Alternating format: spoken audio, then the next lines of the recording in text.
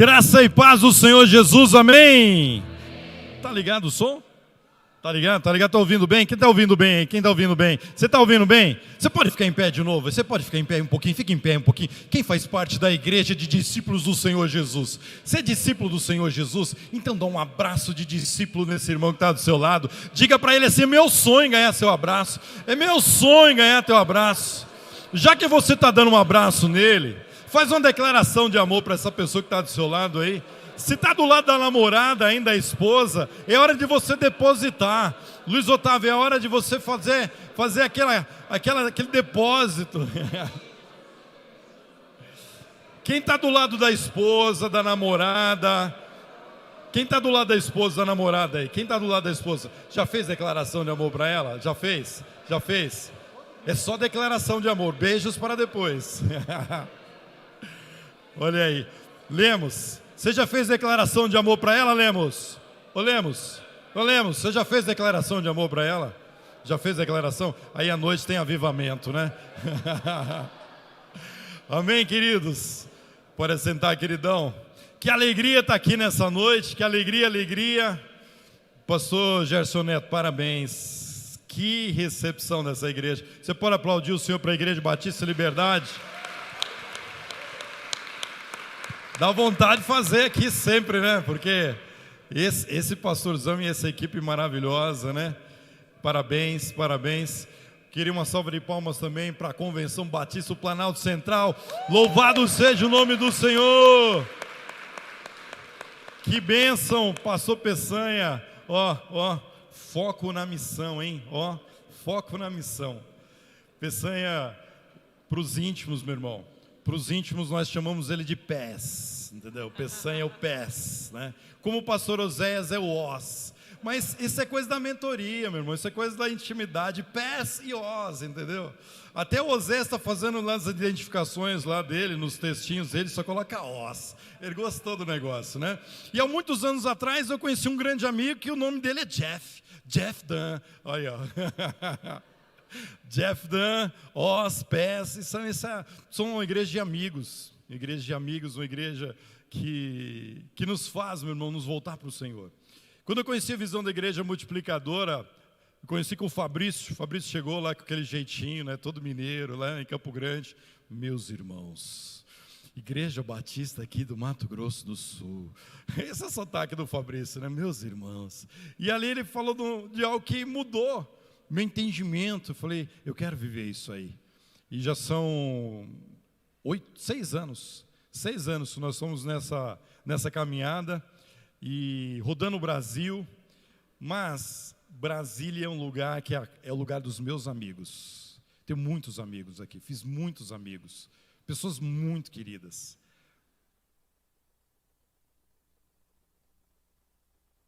Eu saio desse Multiplique muito impactado, desde o primeiro dia.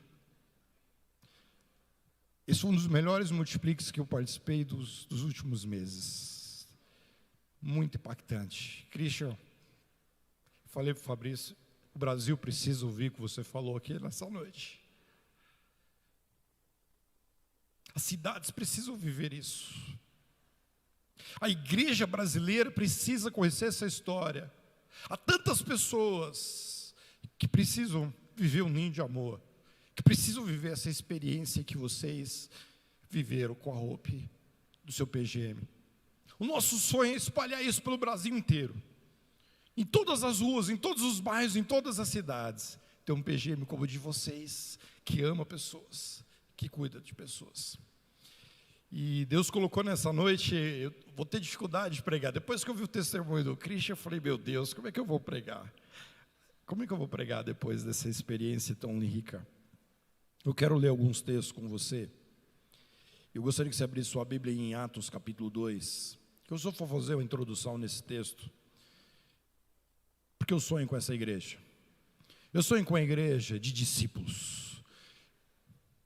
Uma igreja de discípulos não é uma igreja perfeita. Ei, se você está buscando uma igreja perfeita, você não vai encontrar uma igreja perfeita. Você vai encontrar uma igreja de discípulos, de homens e mulheres como eu e você, cheio de falhas e limitações, mas são discípulos de Jesus, que querem, no poder do Espírito, se parecer com Jesus, ter a motivação de Jesus. Essa é a igreja que eu quero fazer parte. Eu quero ler esse texto, e eu quero fazer você sonhar. Cadê os líderes de PGM aqui? Os líderes de PGM, os líderes, olha aí, glória a Deus. Você vai viver isso aqui no seu PGM. Cadê os pastores aqui? Cadê os pastores? Você vai viver isso na sua igreja, meu pastorzão. Você vai viver isso na sua igreja. Cadê o Planalto Central aqui? O Planalto Central vai viver isso aqui. Nós somos como aqueles que sonham de um novo tempo aqui nessa terra em nome de Jesus. Essa terra pode ter seca de não ter chuva, como o pastorzão orou aqui agora, mas nós cremos numa grande e abundante chuva do Espírito Santo nessa terra. Uma grande e abundante colheita, uma transformação. Que Brasília, meu irmão, escuta isso, que Brasília não seja conhecida como a cidade dos palácios, dos ministérios, mas que Brasília, o Distrito Federal, seja conhecido como a terra da mudança, a terra da transformação, a terra do povo de Deus, a terra dos discípulos de Jesus. Que Brasília seja conhecida como a igreja dos discípulos de Jesus, que vão fazer a diferença. E você é chamado por Deus nesse tempo, para se erguer e falar: Deus, usa a minha vida, eu quero ser povo de Deus nessa terra. E essa igreja, meu irmão, a igreja primitiva, a igreja de Jerusalém, Atos capítulo 2, versículo 42. E eles se dedicavam ao ensino dos apóstolos, a comunhão, o partir do pão e as orações. Todos estavam cheios de temor, e muitas maravilhas e sinais eram feitos pelos apóstolos. Todos os que criam mantinham-se unidos. Você consegue sonhar isso, meu irmão? Você consegue imaginar isso, essa realidade começar a acontecer na sua igreja, no seu PGM, na sua casa? Todos que criam, mantinham-se unidos e tinham tudo em comum, vendendo suas propriedades e bens, distribuíam a cada um conforme a sua necessidade. Todos os dias continuavam a reunir-se no pátio do templo, partiam o pão em suas casas, e juntos participavam das refeições, com alegria e sinceridade de coração, louvando a Deus e tendo a simpatia de todo o povo, e o Senhor lhes acrescentava todos os dias os que iam sendo salvos, aleluia. Eu creio que isso nós vamos ver na nação brasileira, uma igreja de discípulos, uma igreja relacional, uma igreja de amigos. Alguns anos atrás eu quero confessar para você que eu não tinha coragem de pregar nesse texto. Eu sentia vergonha. Sendo honesto, pastor Gerson Neto, eu sentia vergonha. Mas aí uma noite, um período, Deus mudou no meu coração algo que eu falei: agora eu já posso pregar sobre isso. Nós tínhamos um PGM. Antes de continuar, quero só apresentar um casal de pastores muito queridos que vieram lá da nossa igreja, também está aqui conosco. Pedi para o Luiz Otávio e André ficar em pé, uma salva de palmas para eles, porque eles estão com um projeto para ir para a Espanha, estão fazendo mobilização missionária, e muito do que eu vou contar aqui nessa noite, eles são testemunhas. Nós vivemos juntos, isso aí. Nunca nós imaginávamos, perdão irmãos, eu fiquei depois o Christian culpado, isso aí. Você me destabilizou, meu irmão, você me destabilizou, mas nós nunca imaginávamos, quando nós começamos aquele movimento antes das células, dos PGMs, do discipulado 1 a 1, dos navegadores, a igreja dinâmica, nós nunca tínhamos ideia daquilo que Deus ia fazer naquela igreja. Uma igreja tradicional, uma igreja de programa, uma igreja quase centenária naquela época. E a partir do discipulado 1 a 1, dos pequenos grupos, Deus começou a fazer uma revolução. Mas uma dessas experiências mudou a minha história. Eu tinha um líder, que hoje ele é um coordenador, e ele tinha um PGM na casa dele, o Edson e a Edna, né, que o Luiz e a André conhecem muito bem. E ali naquele PGM chegou um casal que tinha 2 filhas gêmeas, o Ursinho, né, o Nivaldo Júnior, né, o Júnior, e a Luciana. E essas 2 meninas tinham uma doença incurável do ponto de vista da medicina. E eles começaram a participar daquele PGM e começaram a faltar. Christian, o pessoal começou a ficar preocupado, igual ficaram preocupados com vocês. E começaram a falar, o que está acontecendo? E o Edson foi fazer uma visita. E lá eles ficaram sabendo que as meninas, eles não estavam indo porque as meninas estavam muito doentes. E elas tinham um problema incurável do ponto de vista da medicina. Uma delas já fez até uma cirurgia muito séria lá em Barretos. E ele descobriu que uma das noites, uma das meninas dele passou muito mal, entre a vida e a morte. E o Júnior tem que levar uma das meninas de moto para a Santa Casa, lá de Campo Grande. E ele falava assim, Deus, e se essas duas meninas tiverem crise ao mesmo tempo, como é que eu vou levar numa moto essas meninas para o hospital? E eles começaram a faltar, e o Edson foi lá visitar, e ele ouviu essa história. O Edson sai da casa dessa família, pega o celular e começa a chorar. E fala assim, William, o que nós vamos fazer? O que o PGM vai fazer? O que nós vamos fazer por essa família? Eu falei, Edson, vamos orar. E o Edson falou assim, William, nós vamos comprar um carro para essa família. Como é que é, Edson? Comprar um carro? Você tem ideia, Edson? Não, nós vamos comprar um carro. E aí, meu irmão, as reuniões dos PGMs, a família não ficou sabendo. Mas as crianças traziam moedas. Um irmão que ia sair de férias falou assim, está aqui, eu não vou sair de férias, aqui é a minha oferta. O irmão falou assim, olha, eu como pizza, todo depois do final do culto, domingo eu vou comer uma pizza. Eu não vou comer pizza, está aqui o dinheiro da pizza. E nós reunimos lá, meu irmão, vem daqui, vai dali. E assim, não é um pessoal assim, meu irmão, que 2, 3 vai lá e põe a mão no bolso. Não, foi bem difícil. E aí o dinheiro que nós conseguimos, começamos a olhar lá no site dos carros, lá o mais barato, meu irmão, era um Fusca azul. E aí, meu irmão, na hora que eu fui ver aquele Fusca azul, eu falei, está muito feio esse carro, pode... mas é o dinheiro que tem para comprar. Aí ele falou, não, mas eu tenho um amigo meu que é mecânico, nós vamos levar lá para ele, vamos dar uma ajeitada nesse carro. Aí contou a história para o mecânico ficou comovido, falou assim, eu não vou cobrar nada, vou reformar esse carro. Meu irmão, o carro ficou uma teteia.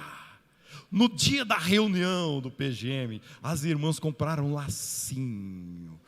Você sabe aqueles carros de concessionária, né? Aquele carro que você comprou na concessionária, lá, meu irmão, que tinha um lacinho, né? Nós colocamos um lacinho em cima do Fusca. Colocamos o Fusca lá na garagem. E a hora terminou a reunião, o Edson chamou todo o PGM para ir lá para fora. E a família não sabia de nada. E ele pega a chave do carro, pega o documento do carro, chama a família, a Luciana e o Júnior e fala, o PGM comprou esse carro para vocês. E aí eles se abraçaram, pode aplaudir para o Senhor, aleluia. E eles se abraçaram, meu irmão, porque era a resposta do Júnior, como é que eu vou levar essas meninas para o hospital? Aí, querido, aí entrou minha atenção no negócio. As meninas, elas entraram no banco traseiro, começaram a pular, Fernando, assim, ó, pular, meu Deus, esse Fusca não vai aguentar esse negócio. E elas pulavam, eu fui lá e sentei no meio das duas, falei, pelo amor de Deus, pula quando o carro sair daqui. Aí eu falei assim, mas quando que por que você está tão feliz? Vocês estão pulando no banco do carro.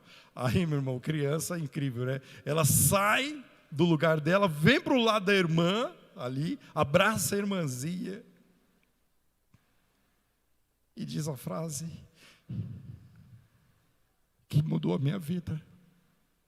Ela falou, pastor, eu não estou feliz porque nós ganhamos um carro. Eu estou feliz porque a partir de agora, se nós ficarmos doentes, nós duas vamos juntas para o hospital.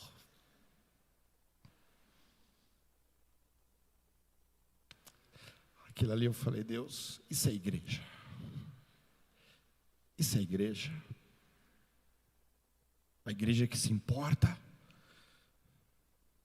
A igreja que muitas vezes não tem os recursos, mas papai providencia.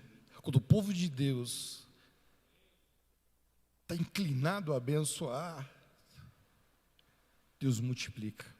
Nós não sabemos como nós conseguimos juntar uma oferta para comprar um carro. E isso contagiou outros PGMs. 2 outros PGMs da igreja aconteceu a mesma coisa. Pessoas lá ofertando o carro para outras famílias que não tinham.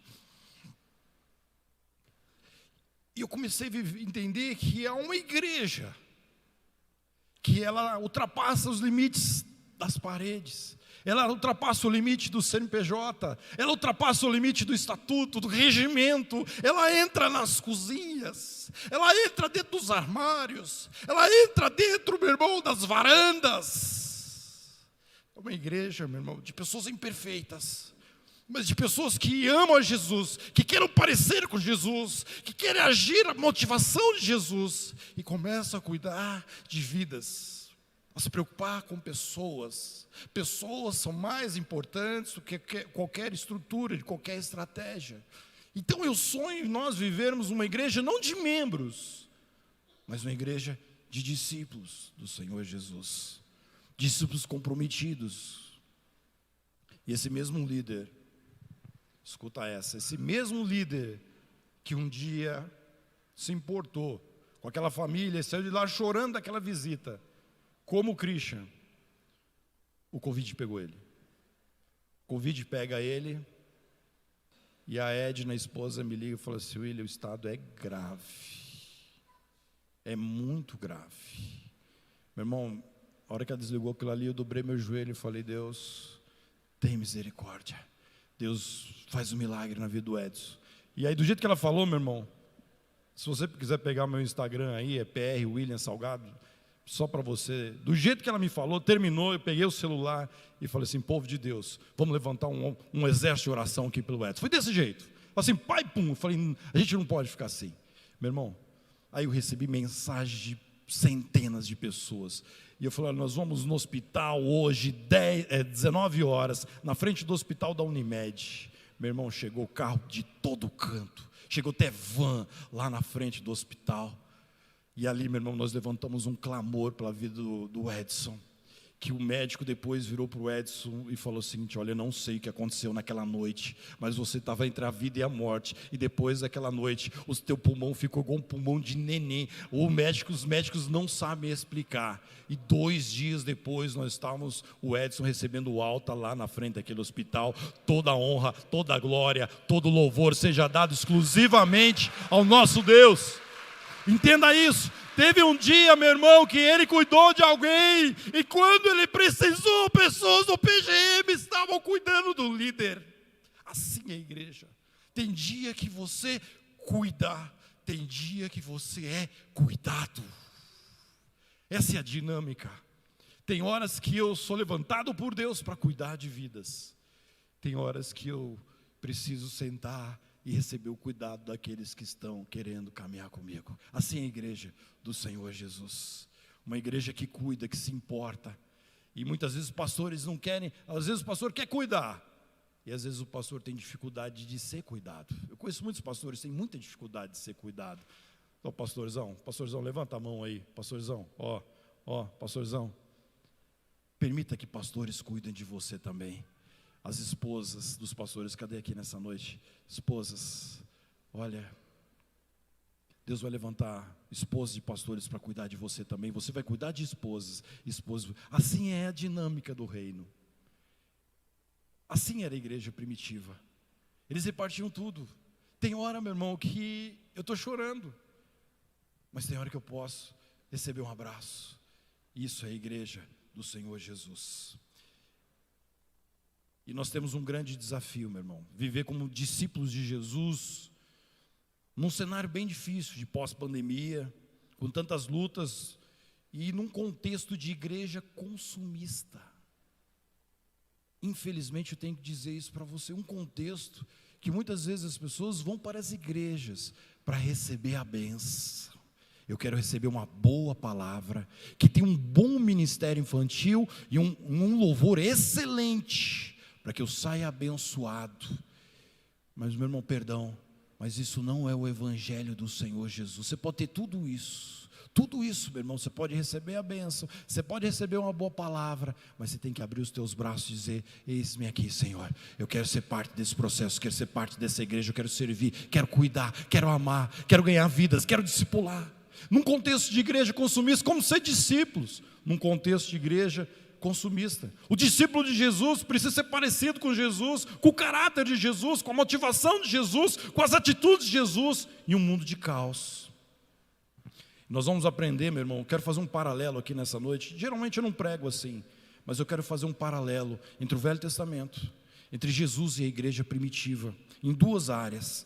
Nós queremos aprender com as atitudes de Moisés, atitudes de Jesus, atitudes da igreja primitiva, atitudes de como nós precisamos colocar em prática para viver uma igreja de discípulos, uma igreja que verdadeiramente vive os princípios. Uma igreja de discípulos é uma igreja que vive os princípios como estilo de vida. Você pode repetir comigo e falar assim: uma igreja de discípulos é uma igreja que vive verdadeiramente os princípios como estilo de vida.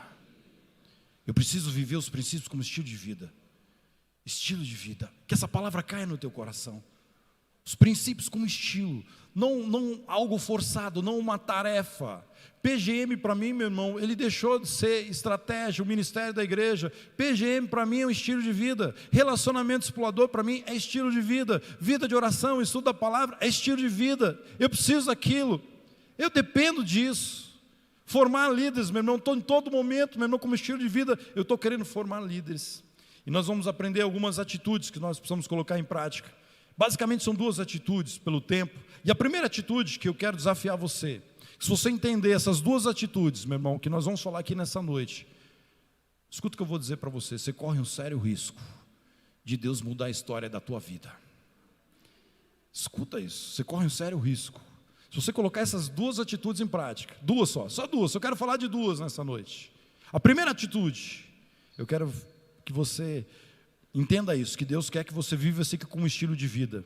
E eu preciso priorizar o meu tempo com Deus. Meu tempo com Deus é inegociável. O meu tempo com Deus é que muda a minha vida. E aí nós estamos falando de igreja multiplicadora, do princípio da oração. E quando nós olhamos para Moisés no Velho Testamento, nós encontramos os princípios tanto de igreja multiplicadora, tanto no Novo como no Velho Testamento. A vida de Moisés, meu irmão, ela foi transformada nos encontros com Deus. A importância que Moisés deu para o tempo a sós com Deus. Moisés priorizava um tempo para buscar o Senhor, que denominou esse tempo de tenda do encontro. Por isso eu gostaria que você abrisse sua Bíblia no livro de Êxodo, capítulo 33. Êxodo, capítulo 33, a partir do verso 7. Êxodo capítulo 33, segundo livro aí do Velho Testamento, meu irmão. Êxodo 33. Maravilha, queridão, também estou na NVI aqui. Acertou em cima, parabéns. Olha que texto maravilhoso. Nós vamos ver o 7 e o 11 depois, tá bom? O 7 e o 11. Olha o hábito de Moisés. Era um estilo de vida. Ele costumava. Não era algo eventual, não era algo que ele estava com problema, não era quando ele estava em crise, ele costumava, ou seja, era algo da vida dele. A tenda do encontro não era uma eventualidade, não era um evento da vida de Moisés. A tenda do encontro era um hábito da vida dele. Ele necessitava da tenda do encontro. A tenda do encontro já era, meu irmão, aquilo que fazia toda a diferença na vida dele. Moisés costumava montar uma tenda ao lado de fora do acampamento. Por que ele montava do lado de fora? Porque o acampamento tinha muito barulho. E ele precisava ter um tempo privativo com Deus, um tempo a sós com Deus, que ele chamava de tenda do encontro. Quem quisesse consultar a Deus ia à tenda, fora do acampamento. E aqui duas vezes está frisando, olha, é fora do acampamento. É longe da bagunça, é num lugar secreto, é num lugar onde você pode tirar suas máscaras, é um lugar onde você possa ouvir o Senhor. Para de ouvir os barulhos, para de ouvir os ruídos da vida. Nós precisamos parar de ouvir os barulhos da vida para ter um tempo para ouvir o Senhor, para abrir a palavra dEle. Ei, igreja, olha aqui para mim, queridão, presta atenção. Deus está com saudade de você. Do tempo que você parava aí e ia estudar a Bíblia sem aquela preocupação de preparar um sermão ou um estudo bíblico. Deus quer se relacionar com você. Deus quer se encontrar com você. Desde o Gênesis, quando Deus procurava Adão e Eva, desde o Gênesis, Deus está procurando o homem para ter relacionamento. E a tenda do encontro era um lugar que Moisés e Joreis encontravam, onde ele se separava daquele acampamento, para ele passar um tempo ali com o Senhor.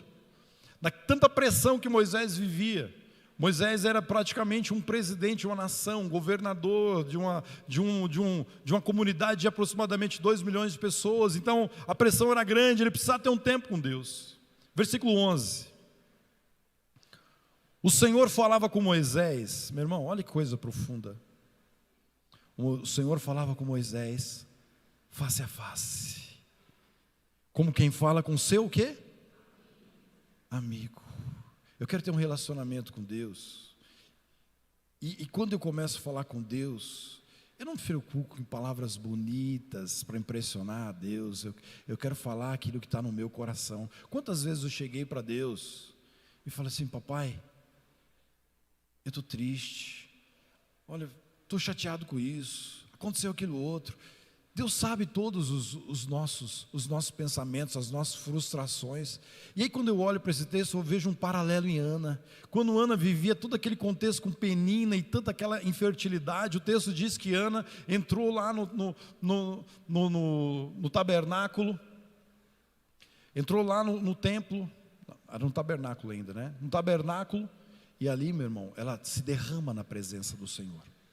Ela se derrama na presença ali, e o sacerdote ali até faz um julgamento, mas o texto diz ali, o segredo é quando ela se derrama. Meu irmão, presta atenção no que eu vou dizer para você.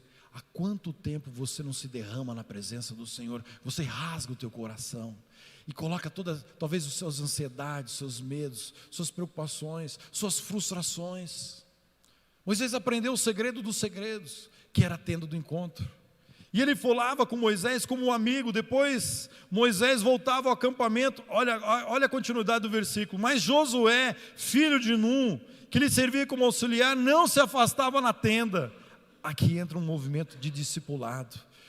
Moisés estava ensinando Josué, meu irmão, a importância da vida de oração. Ensina o teu discípulo também a ter vida de oração. Êxodo 9:23. Êxodo 9:23. Volta aí algumas páginas. Olha que coisa tremenda. Aqui um princípio tremendo. Assim, Moisés e Arão entraram na tenda do encontro. Quando saíram, abençoaram o povo. Não. Êxodo 9:23, é isso mesmo? 23? Tá certo? 9:23? 9:23. Ou meu texto, ou a minha referência está errada? A minha referência está errada? Então, perdão, queridos, deve ter tido algum erro de digitação aqui. Moisés entraram na tenda do encontro. Quando saíram, abençoaram o povo, e a glória do Senhor apareceu a todo o povo. O que eu percebo aqui? Que a glória do Senhor, antes de Moisés poder abençoar o povo, ele era abençoado lá na tenda do encontro. Êxodo 40:34. Então a nuvem cobriu a tenda do encontro, e a glória do Senhor encheu o tabernáculo. Ou seja, antes da glória do Senhor encher o tabernáculo, a nuvem cobria a tenda do encontro. Você sabe o que eu aprendo aqui, meu queridão? Que antes, e o pastor João Kominski fala muito disso, eu não tenho nada para oferecer aos meus liderados, sem antes primeiro receber do Pai aquilo que Ele tem para alimentar os meus liderados. O segredo do ministério de Moisés era a tenda do encontro. Só depois de um tempo na presença do Senhor que teremos alimento para abençoar o povo. E aí quando você faz um comparativo com Mateus 6:6, quando os discípulos chegam para Jesus, então aqui é um paralelo. No Velho Testamento eu encontro a tenda do encontro. No Novo Testamento, Mateus 6:6, quando os discípulos perguntam para Jesus, Jesus nos ensina a orar como os discípulos de João, como João ensinou os discípulos dele. Jesus diz o seguinte: o mesmo segredo do Velho Testamento, agora no Novo Testamento: entra no teu quarto, fecha a tua porta. É o mesmo princípio, se afasta do barulho, se afasta da onde está a multidão, tira um tempo a sós com Deus, entra no teu quarto, fecha a tua porta, busca o teu Pai. Olha o princípio tremendo: busca o teu Pai, não é buscar as bênçãos do teu Pai, busca o teu Deus, e Ele te recompensará publicamente. O que eu descubro aqui, meu irmão, em nome de Jesus, entenda isso, que quando eu fecho a porta do meu quarto, a porta do céu se abre sobre a minha vida. Fecha a porta do teu quarto. Moisés tinha descoberto isso, Jesus ensinou isso. A igreja primitiva, em Atos 2:42, diz que eles perseveravam em oração. A igreja primitiva, Jesus e Moisés entenderam que o segredo dos segredos era o tempo a sós com o Senhor. Fecha a porta do teu quarto. O segredo do ministério, aqui no público, no geral, ele é conquistado lá no ministério secreto.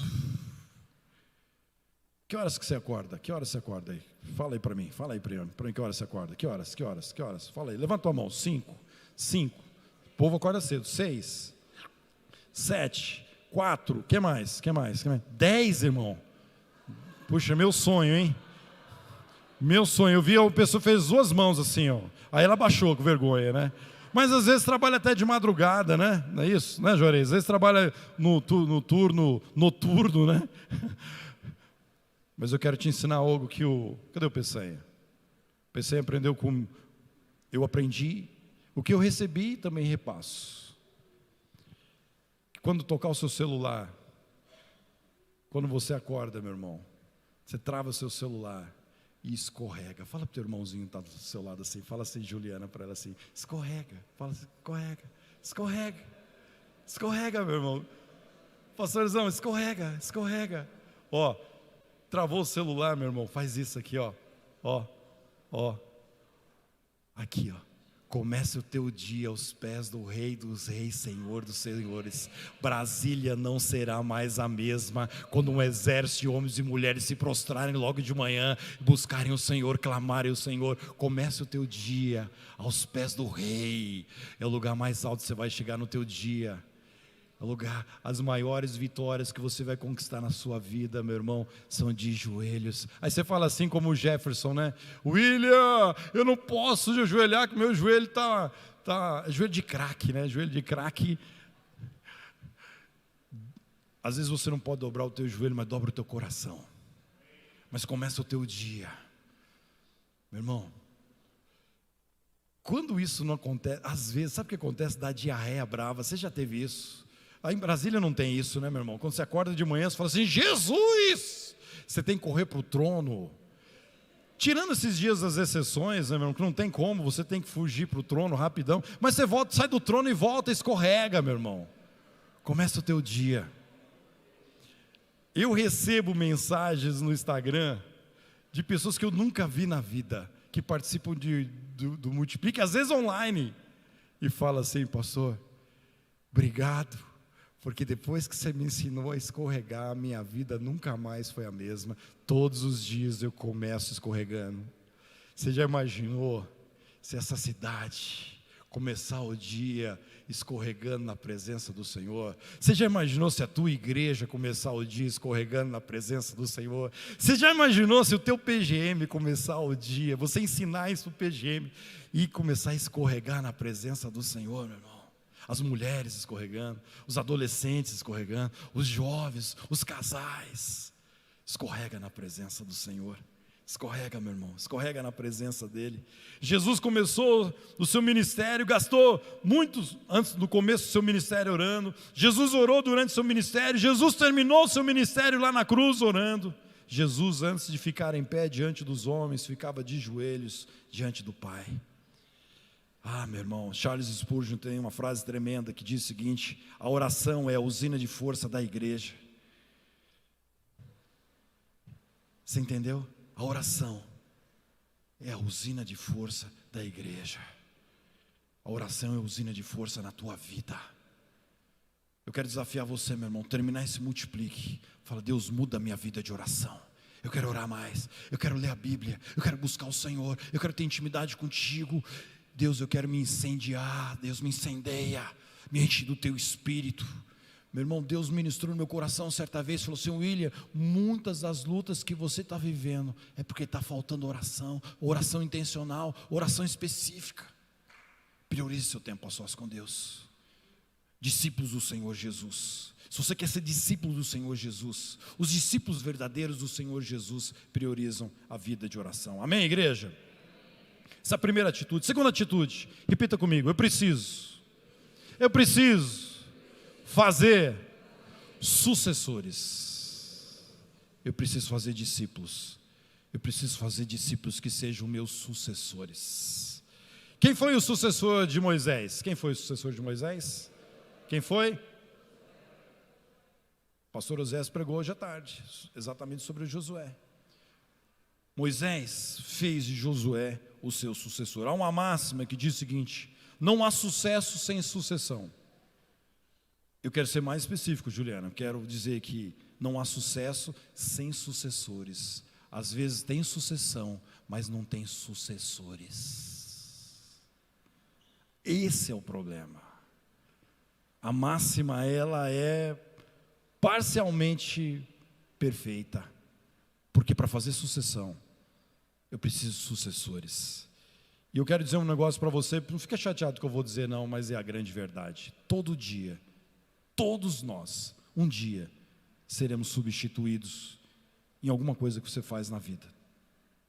Ou tu vai para a glória, ou você vai às vezes para uma outra função, ou como o Christian contou o testemunho, ele saiu de Curitiba e deixaram o PGM deles lá em Curitiba, alguém assumiu o PGM deles lá, e a pergunta é: quem é o teu sucessor? Quem é o teu sucessor? Às vezes a gente pensa em sucessor só de sucessão ministerial. Ah não, quem que vai sair o pastor fulano, vai estar o segredo.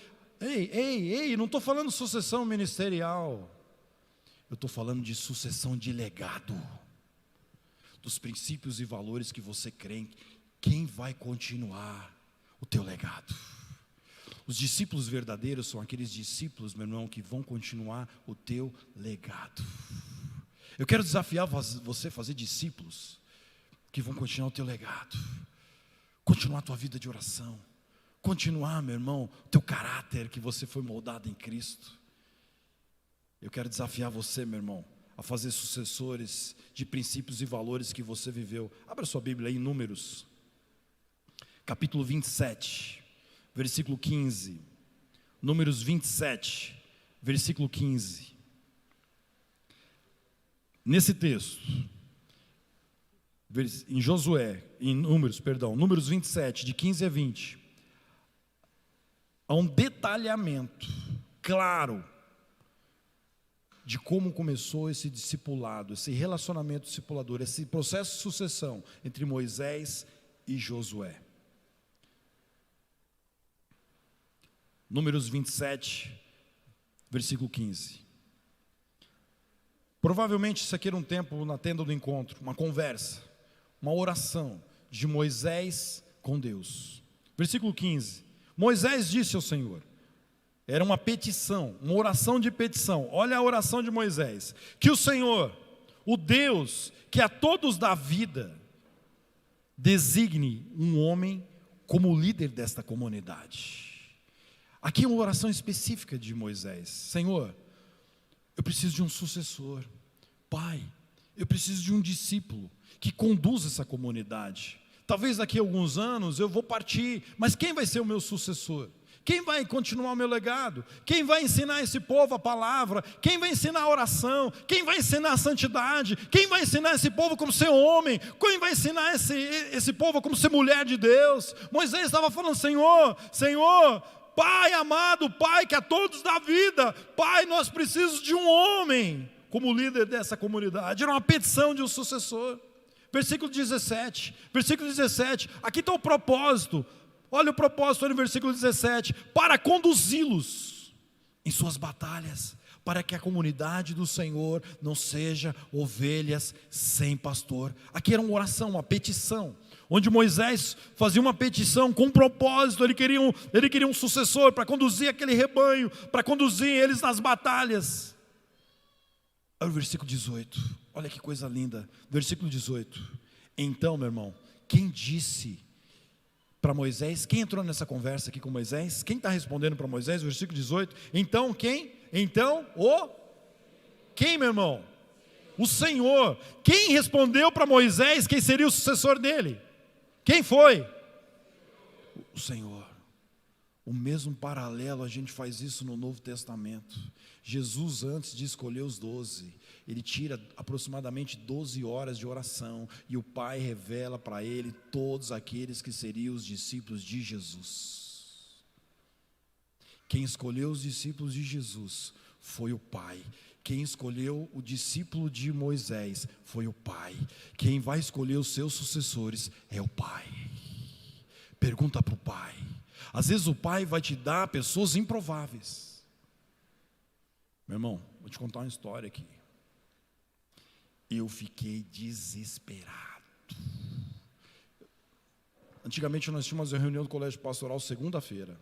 Saía da reunião do colégio pastoral e nossa igreja fica bem no centro.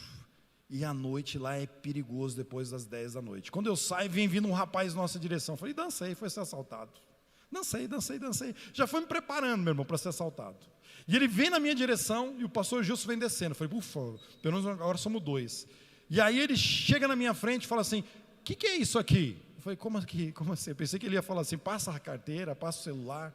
Ele falou, não, o que é isso aqui? Porque ele estava sem nome lá a igreja, uma época. Eu falei, não, aqui é a primeira igreja batista e tal. Aí eu falei, cara, eu pensei que era um cinema, que tem tanta gente que entra e sai aí, não sabia, não tem nome. Aí ele falou assim, eu posso ir vir na igreja? Eu falei, para meu sonho, rapaz, você vir na igreja? Aí ele falou, que horário que é o culto? Naquele dia eu falei, vem no culto domingo, 19 horas. Trocamos o telefone assim, fiquei lá esperando ele, meu irmão, 5 para as 19 estava lá, o rapaz. Entrei, peguei, sentei, coloquei ele no lugar lá na frente, sentei do lado dele. E aí durante a palavra, teve a pregação, primeiro que aceitou Jesus, o convidado. Falei, olha que está fácil fazer discípulo aqui. Fui lá, peguei os dados dele, falei, rapaz, vou começar a discipular você. E ele falou, o que é discipulado? Eu falei, não, eu vou discipular você, você vai lá em casa, eu vou te estudar a Bíblia. Ele falou, beleza. Segunda-feira, estava lá em casa ele, Jefferson. E aí começamos a discipular. Passou um tempo, passou um outro. E ele foi crescendo, se preparando para o batismo. Aí, nas vésperas do batismo, ele falou assim, não posso me batizar. Eu falei, mas por quê? Aí, em lágrimas, meu irmão, ele contou uma história, uma das histórias mais tristes que eu vi na vida. Ele contou a história quando ele era criança. O pai dele tinha um açougue. E ali naquele açougue, quando ele cresceu um pouquinho, o pai dele falou assim, eu vou te ensinar a desossar o boi. E algumas regiões lá no Mato Grosso do Sul falam assim, carnear o boi. Só que ele era criança, como é que ia saber carnear um boi, meu irmão? E o pai falava, se vira menino, é assim. E ele em lágrimas lá tentando desossar aquele boi, não saiu nada. E aí chegou no outro dia o caminhão trazendo um outro boi. E o pai falou, agora é com você menino, mostra que você é homem. E aí ele lá em lágrimas não conseguiu fazer nada com aquele boi. E aí o pai empurra aquele menino, aquela criança naquele dia e fala assim, qual mulher vai querer casar com um homem que não sabe desossar um boi? E ele cresceu com aquilo, meu irmão, no peito, uma mágoa, um ressentimento daquele pai. Na primeira oportunidade da vida ele foi embora, mágoa do pai. Eu acredito que até aquele dia ele devia ter em torno de uns 25 a 30 anos, no máximo, se tivesse 25 anos. E ele falou, William, eu nunca consegui ter uma namorada, porque todas as mulheres que eu encontro, e eu me aproximo, eu começo a gostar, eu lembro da frase do meu pai dizendo, qual mulher vai querer casar com você? E choro. E ali, meu irmão, nós começamos a tratar o coração dele. Falei, meu irmão, vamos colocar isso na cruz. E aí, meu irmão, ele consegue liberar perdão para o pai. E ele fala assim, eu vou visitar meu pai. Fazia mais de 10 anos que ele não visitava o pai dele. E é longe de Campo Grande, lá na cidade do pai dele. Pegou um ônibus, várias horas de viagem. Chegou lá na casa do pai. Aquela surpresa, a mãe, filho, você voltou, aquele abraço da mãe, vieram as irmãs, filho, quanto tempo? E ele só falava uma coisa, cadê meu pai? Preciso falar com meu pai. E ela falou, ele está lá. Aí quando ele entra no quarto, o pai dele tinha tido um AVC e já não andava há um bom tempo. E aí ele vai em direção àquele pai, abraça aquele pai. E ele começa a pedir perdão para o pai. E o pai, não, você que me perdoa, filho. E fica naquele abraço do pai de tantos anos. Ele perdoando o pai pedindo perdão para ele. Não, eu que tenho que pedir perdão, você que tem perdão. Meu irmão, como liberar perdão traz o milagre de Deus. Naquele mesmo dia o pai dele voltou a andar para a honra e glória exclusiva do nosso Deus. O perdão é libertador. Discipulado, meu irmão, é perdão. Discipulado é você ensinar a pessoa a perdoar, a liberar perdão, meu irmão. E ele volta para Campo Grande, teve a oportunidade de levar ele para o batismo, liberto daquela mágoa. E aí no próximo encontro de discipulado ele bate no peito e fala assim: ele agora aí me ajuda que eu quero casar. Aí tinha marcha para Jesus. Eu falei, meu irmão, é lá na marcha, tá cheio de menina, meu irmão. Aí eu falei, mas você vai ficar do meu lado, tem que ser uma menina crente. E aí, meu irmão, lá na marcha para Jesus, na praça do Rádio Clube, eu falei, meu irmão, vem cá, eu quero te apresentar um discípulo. Discípulo seu? Meu discípulo, acabou de batizar. E aí ele olha para ela assim, meu, e dá uma cantada gospel da irmã ali na praça. E durante a caminhada ali da Afonso Pena, já estava segurando a mão da minha. Eu falei, rapaz... Um ano depois, nós estávamos lá na igreja, meu irmão, fazendo o casamento dele para a honra e glória exclusiva do nosso Deus. Louvado seja o nome do Senhor.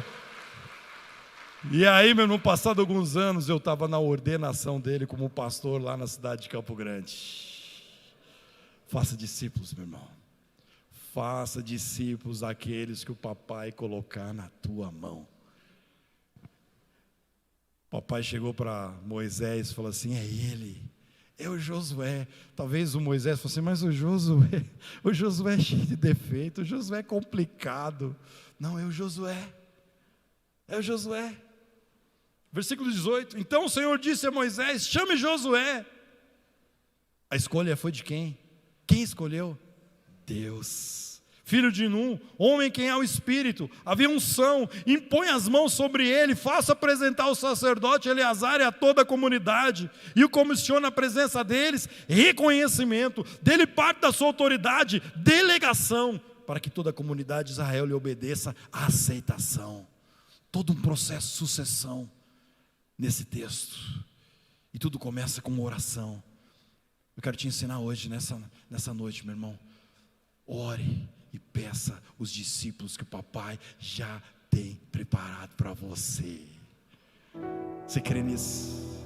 Você crê que aqui em Brasília Deus tem vários discípulos já preparados para você? Você crê nisso? Você crê? Você crê nisso? Que o papai já tem preparado? Ah, meu irmão. Duas atitudes do verdadeiro discípulo do Senhor Jesus. E eu quero terminar com algo chocante, muito chocante. O fator crítico dessa história é que Josué não fez um sucessor. Essa é a verdade. Moisés investe na vida dele, trabalha na vida de Moisés, faz todo esse processo. Josué recebe todo esse movimento do discipulador dele, do mentor dele, e ele não deixa um sucessor. Um dos textos mais tristes na Bíblia está em Juízes capítulo 2, versículo 10, que diz o seguinte: depois que toda aquela geração foi reunida aos seus antepassados, surgiu uma nova geração que não conhecia o Senhor e o que ele havia feito por Israel. Eu quero terminar, meu irmão, minha fala aqui nessa noite. Eu quero levantar a mão aqui para nós aqui, todos os adolescentes e jovens que estão aqui nessa noite. Jovens, você fala assim, eu sou jovem, sou adolescente. Levanta a mão, quero te ver. Jovem até com 35, né, varão? Até com 35 aí, né? 35, né? Jovem, ei, igreja, eu quero fazer um compromisso com vocês. Os pastores estão aqui presentes, os líderes aqui presentes. Nós precisamos discipular a próxima geração. Josué recebe e não dá. Muitas vezes nós queremos ser discipulados, mas discipular não. Não, discipular não. Mas eu quero ser cuidado, mas cuidar não. Querido, tem horas que você vai cuidar, tem horas que você vai ser cuidado. Mas existe uma geração aqui no nosso meio que precisa ser discipulada. Aí existiu uma diferença geracional entre Moisés e Josué. Existia uma diferença geracional.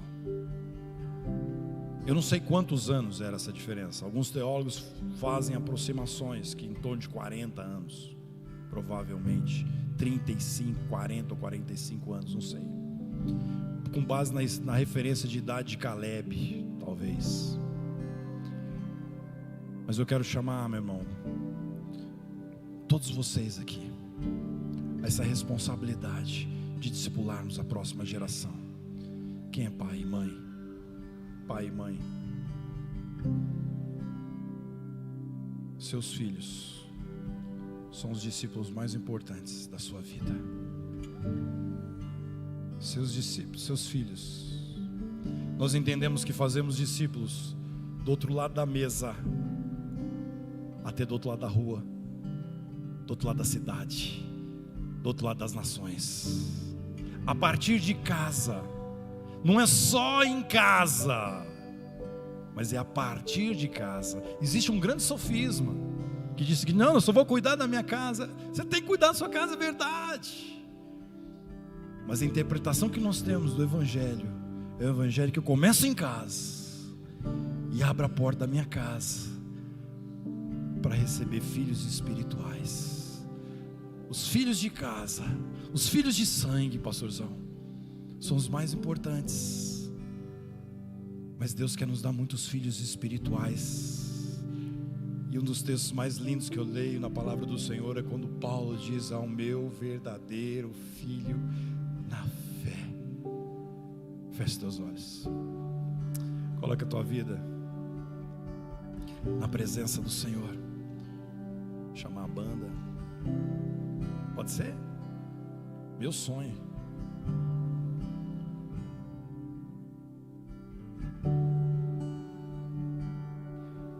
O que você vai fazer com essa palavra, meu irmão? O que você vai fazer saindo desse multiplique? Quero desafiar você aí a tomar decisões de mudança na sua vida.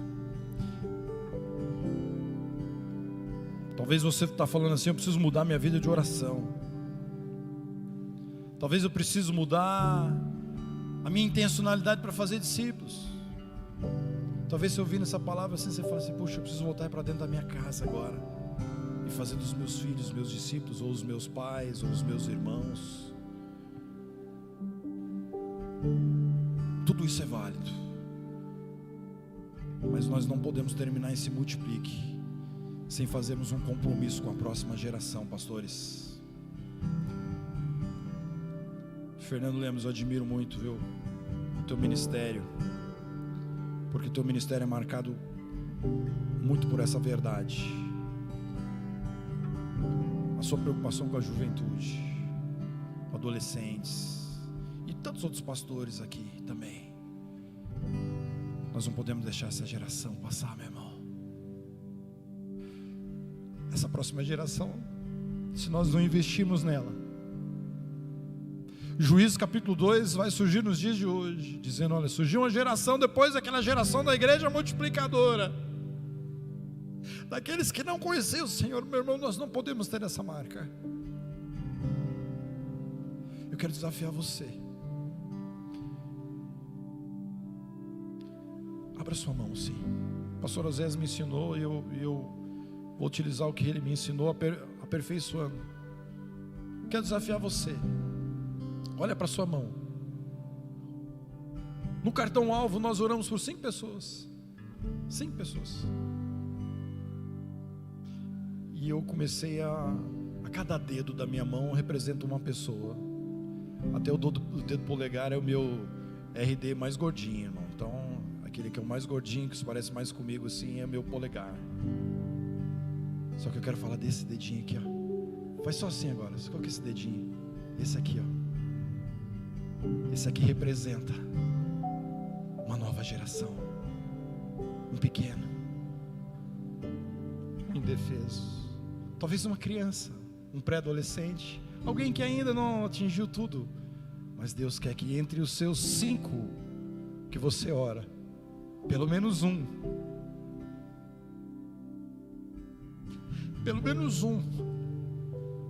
porque o próprio Senhor Jesus disse: quando você fez um desses meus pequeninos,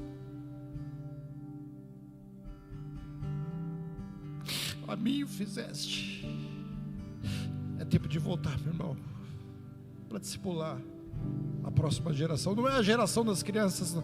A igreja do amanhã, a igreja de hoje. Os adolescentes não são a igreja do amanhã, só a igreja de hoje. Às vezes nós tratamos adolescentes como aborrecentes. Eu repreendo isso em nome de Jesus. Invista, pastor, na vida dos seus adolescentes. Invista na vida da tua juventude. Discipule a próxima geração. Cuide da próxima geração. Tenha pelo menos um.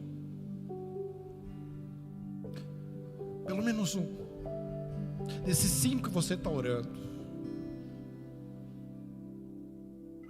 O meu 5º é meu vizinho, uma criança.